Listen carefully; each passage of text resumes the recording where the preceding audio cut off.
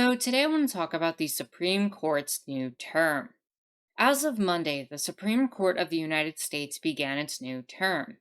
This means that the brief pause protecting our rights and liberties from a conservative onslaught has ended. And if the last term was any indication, this authoritarian body of 9 individuals, run by a conservative supermajority, is gearing up to continue to cause more violence and more harm to oppressed peoples.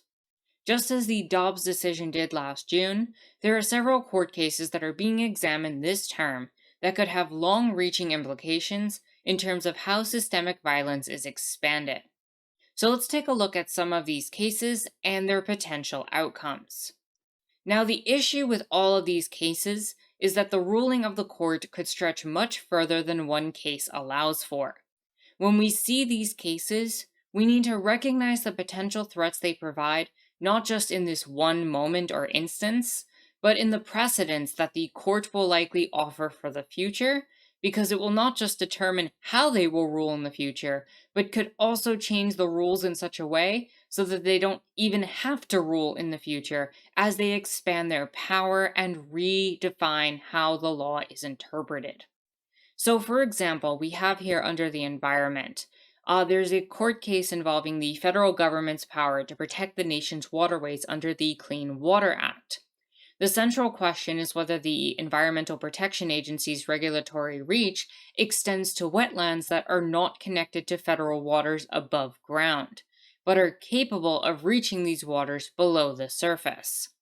Now, if the judges give a narrow reading of the government's authority, it could pave the way for greater land development and loosen requirements on businesses that discharge pollutants.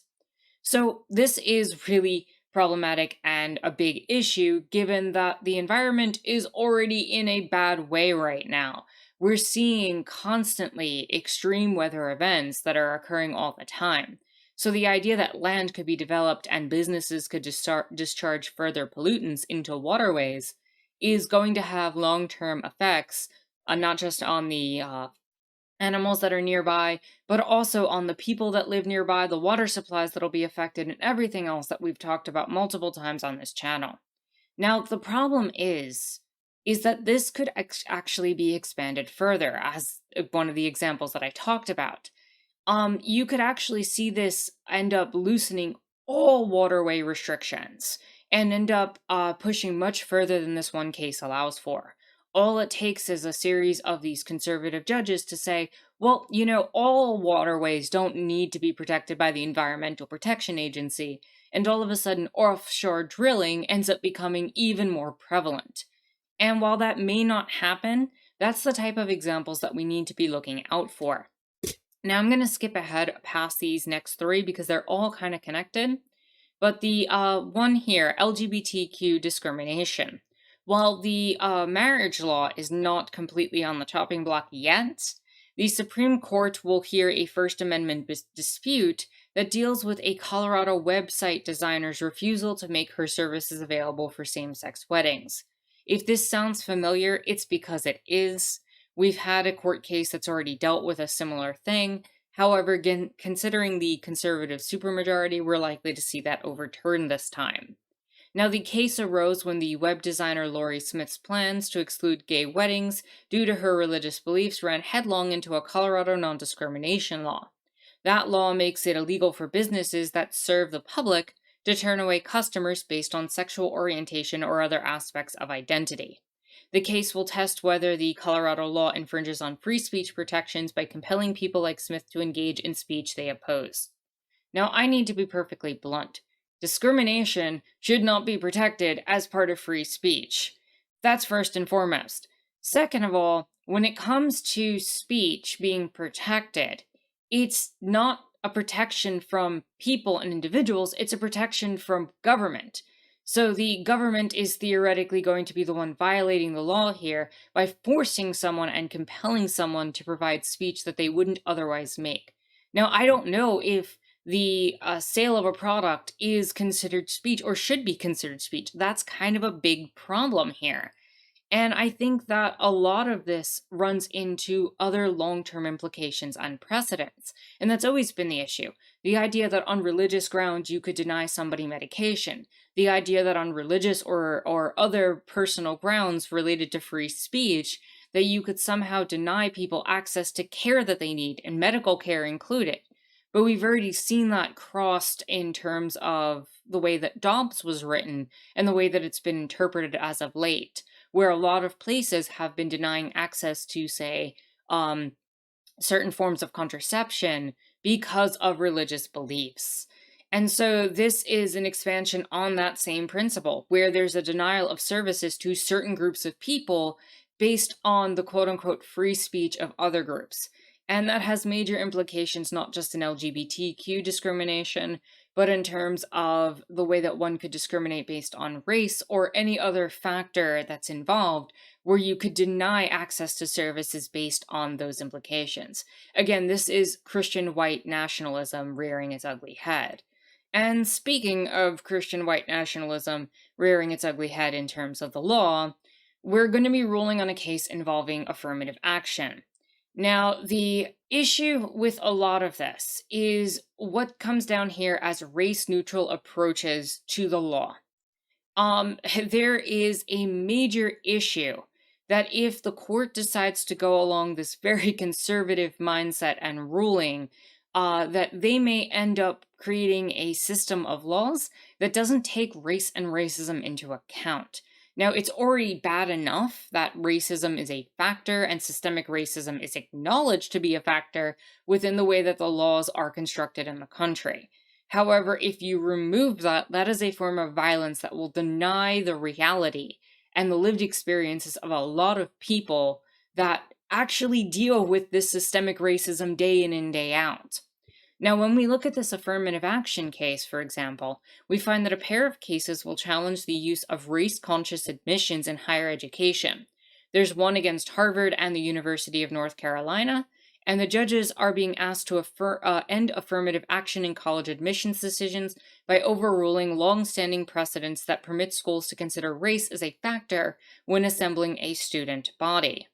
Now, again, the issue is that they're going to have this race neutral approach to admissions, which ignores the history of a lot of these universities, one, denying access to certain people because of race, and two, the socioeconomic factors that go into people not being able to, say, get the exact same grades or be able to have the same competitive advantage that, say, white people typically have when they go for college admissions.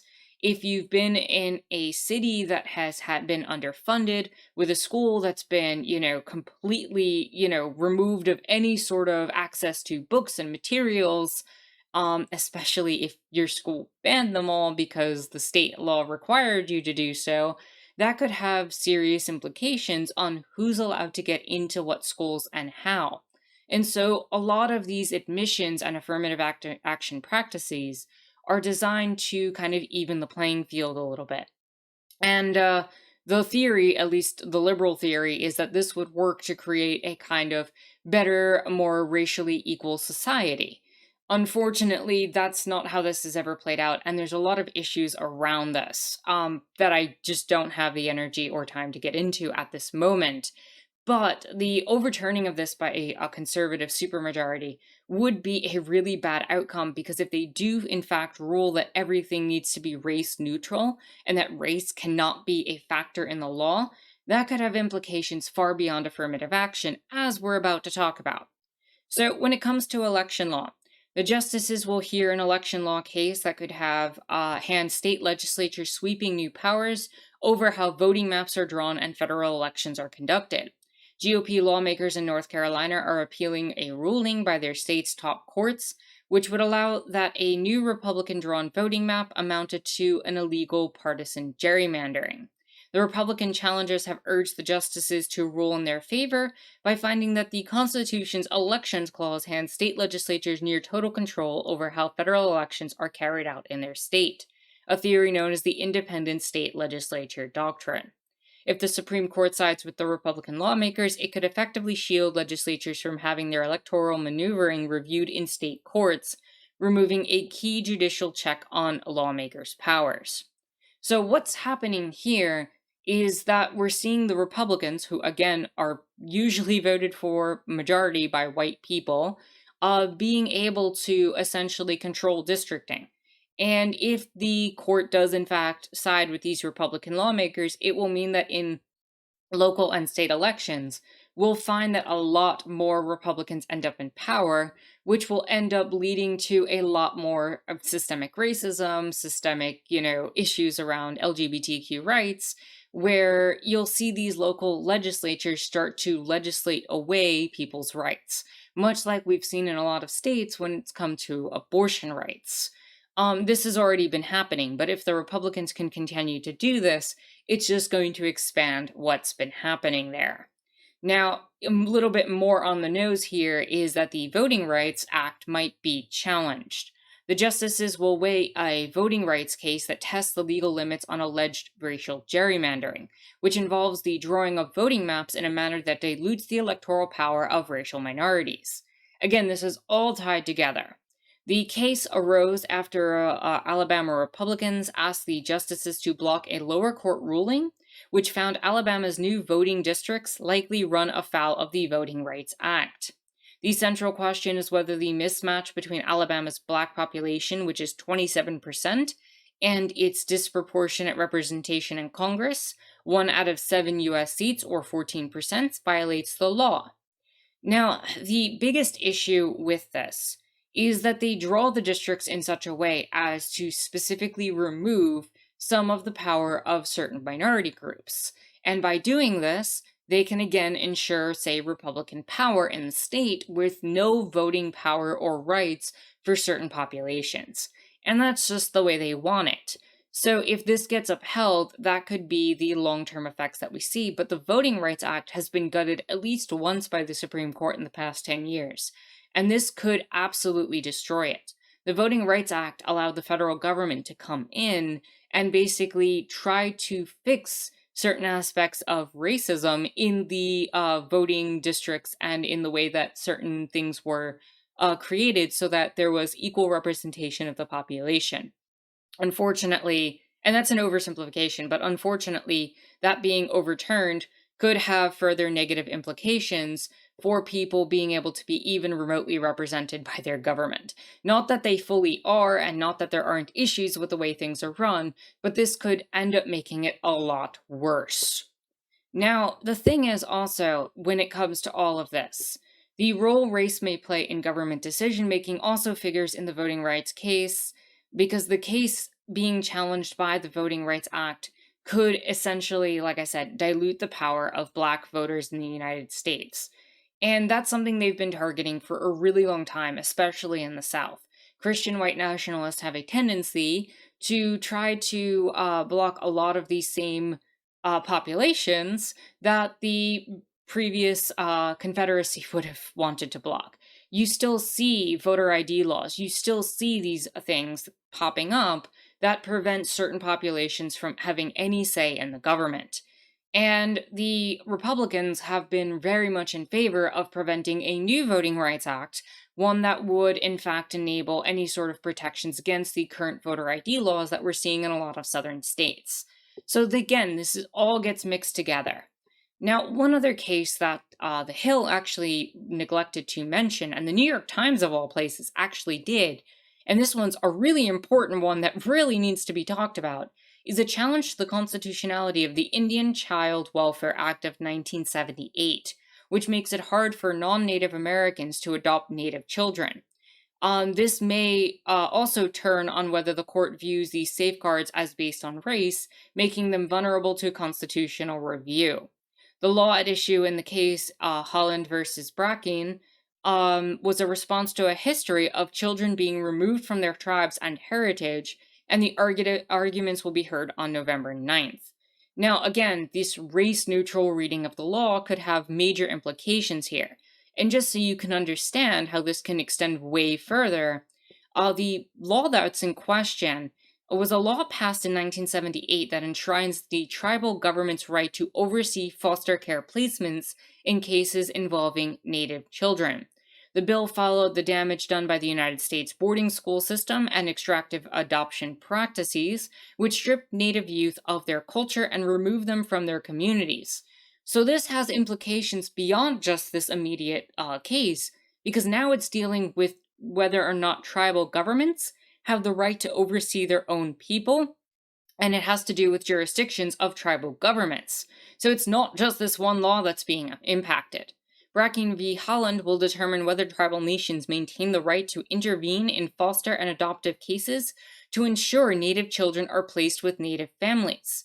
Now, this is obviously important because it's holding on to cultural heritage. And, I'll let the article here speak for itself. It will open the floodgates to cultural annihilation, said Harness, who wrote about her experiences in Bitterroot, a Salish memory of transracial adoption. The Indian Adoption Project, the social experiment that happened between 1958 to 1967, kids went flying off the reservation. When that happens, you grow up hating yourself, because you are now being raised in the colonizer's belief system of how awful you are, not just as a human being, but as a piece of culture that should have died out a long time ago. Now, this is horrific in so many different ways, but this is what race-neutral policies look like. They look like a world where the majority perspective, which of course is the white Christian nationalist perspective, ends up dominating over everyone else.